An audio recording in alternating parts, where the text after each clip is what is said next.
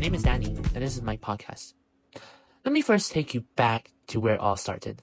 From the very beginning of this program, although I at first thought it was easy, I found myself in a constant battle, one that I did not expect. I was constantly doubting myself, questioning whether I was even capable of writing something meaningful, something that could really wow my peers, or maybe even lead me to something bigger, or even if I was on the same caliber as my peers.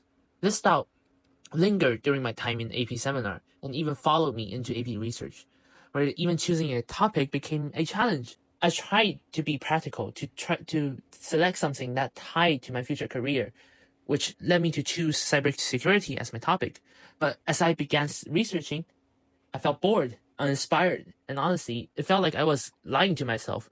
I wasn't researching for myself. I was doing it out of obligation for the course. Then something clicked.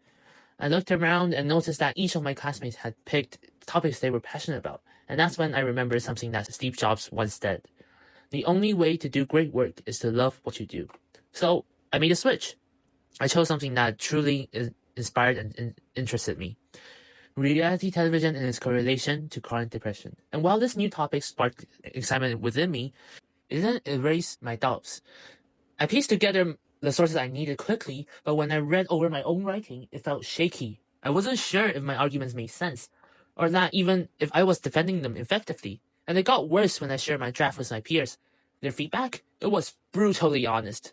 They said my source connections were weak, too linear, and too one-dimensional. I felt completely discouraged. But then, I found a source that changed everything. A study by Donald Rockwell and David Giles, where they interviewed celebrities and identified 5 themes in celebrity life.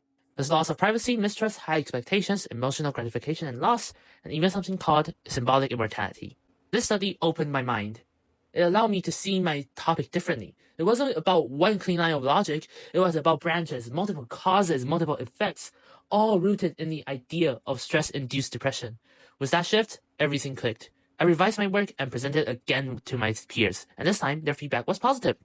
I felt confident, and for the first time that lingering doubt disappeared. And this idea of branching out became the theme of my whole capstone experience, and it mirrored how I presented myself. Well, back in AP seminar, I faced a similar challenge where I had to research how rising sea levels might affect aquaculture in India. I didn't get it at first, where the lenses didn't click with me, and I struggled. But through conversations with my teammates, Amber, Joanne, and Noah, I found my way. Amber challenged me to candidate our topic to culture. Joanne helped me sharpen my presentation style. And Noah offered cultural social insights that completely transformed my writing. And thus, piece by piece, their feedback reshaped how I saw the issue. And just like that, in AP research and AP seminar, those doubts I started with slowly faded away. Now, as I look back on the journey, I realized something important. Capstone wasn't just about writing papers or presenting arguments. It was about learning how to think differently, to move away from rigid straight-line thinking and explore ideas as interconnected, evolving branches, a tree of thought, not a timeline. And through all the struggles, the feedback, the pivots, and even the self-doubt, I discovered that passion and perseverance are really what really moves you forward. Not perfection, not certainty, just a willingness to keep going, even when the road isn't clear. Now, before I go, I want to leave you with this question. What if doubt isn't a weakness, but rather a signal of your own growth? Think about it. Thank you for tuning in.